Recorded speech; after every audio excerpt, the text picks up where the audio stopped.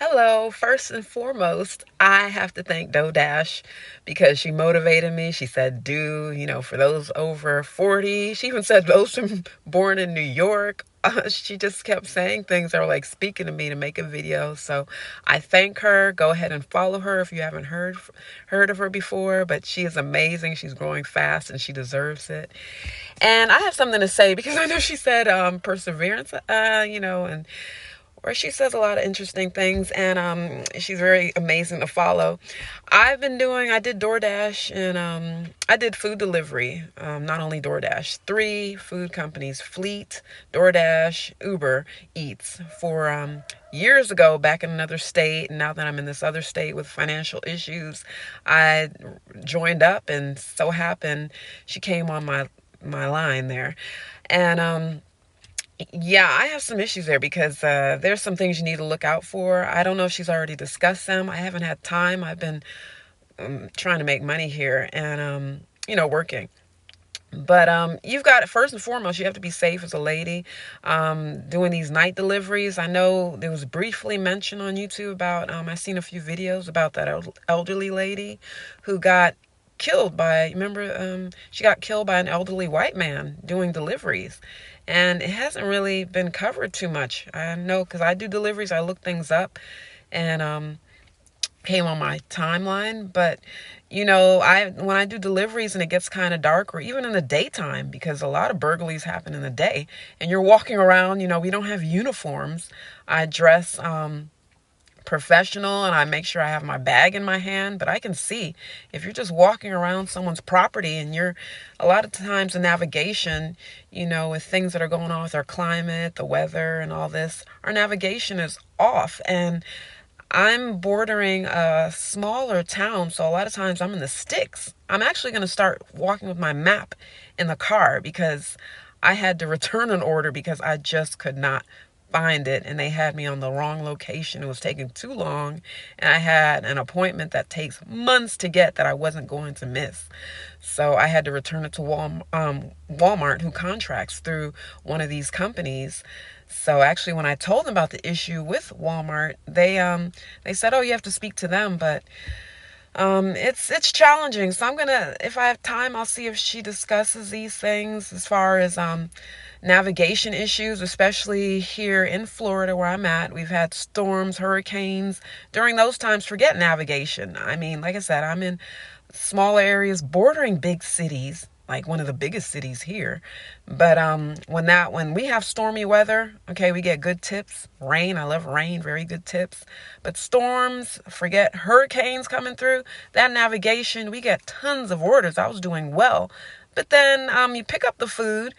The restaurants, a few that did stay open when people said, "Hey, a hurricane's coming," you're like, "Okay, we'll be crazy and do these deliveries." But then you get out there and the navigation is not working to deliver the food to the people. So you're wasting money, you're burning gas. And those are just some things to consider when there's bad weather, there's rain, overcast. I believe that interferes with the reception, which can interfere with your deliveries and your ability to make money. And then when it's dark, delivering at night, a lot of these places we deliver to do not have their numbers displayed, especially at night. There's no lights to see if navigation brought you to the right house. A lot of times it's a house next door. Forget it if it's a driveway, like I've seen here, where 3 homes recently shared the same path and the mailboxes were on the front of the street, all 3.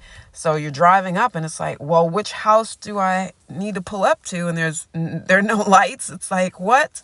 So it's a pretty challenging job. You can make good money, but there's safety features. And getting back to thanking DoDash, for inspiring me to make this channel. My channel is called Sisters Refuge, and that's what it's about, because we are,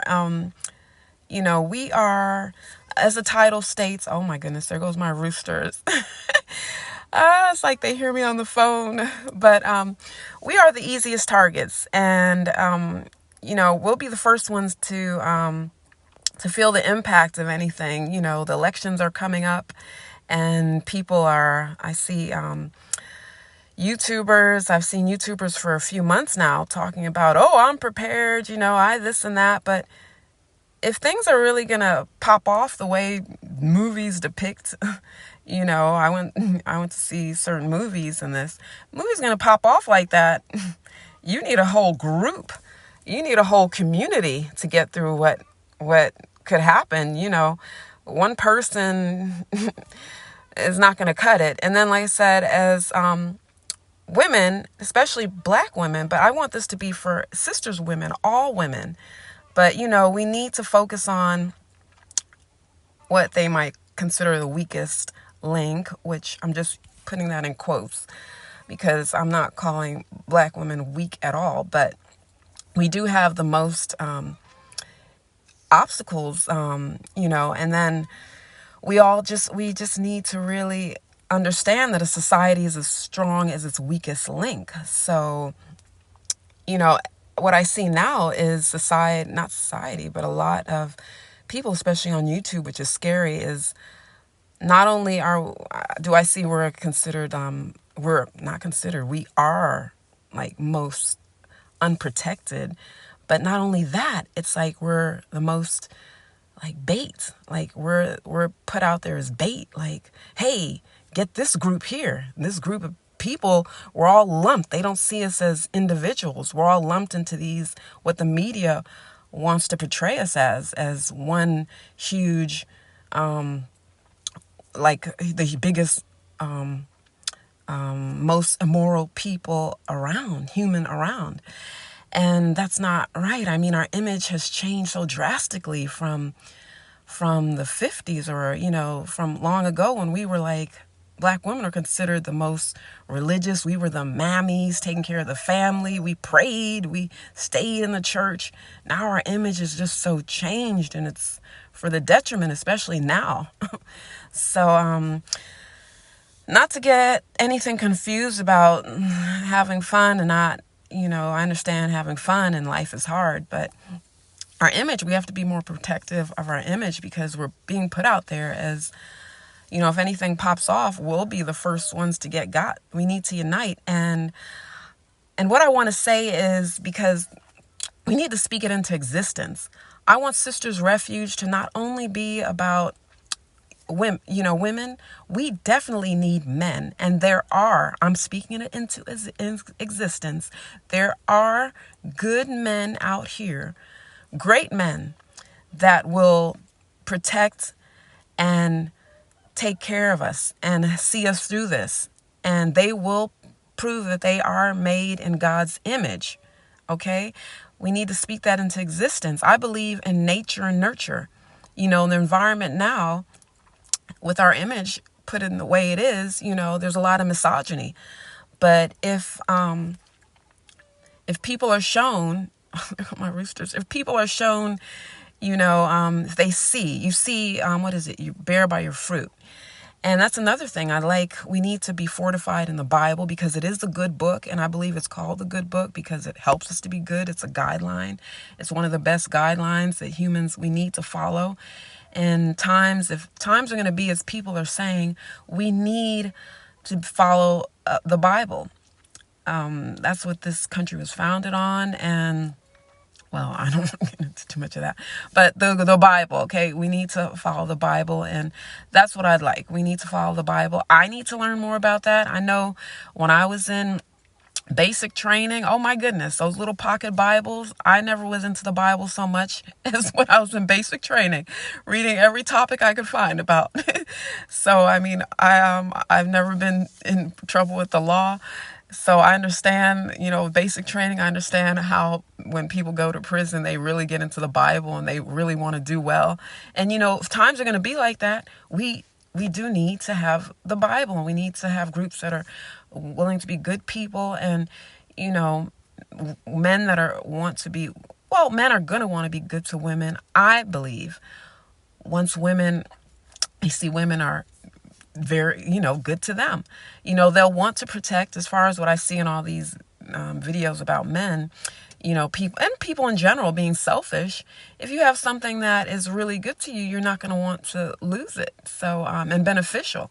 because we need to look out for each other, not only emotionally, physically, but food wise. These are all things I'm looking into. I'm into land and all that. Sisters Refuge is going to be a place for us, a safe place for us with like-minded people.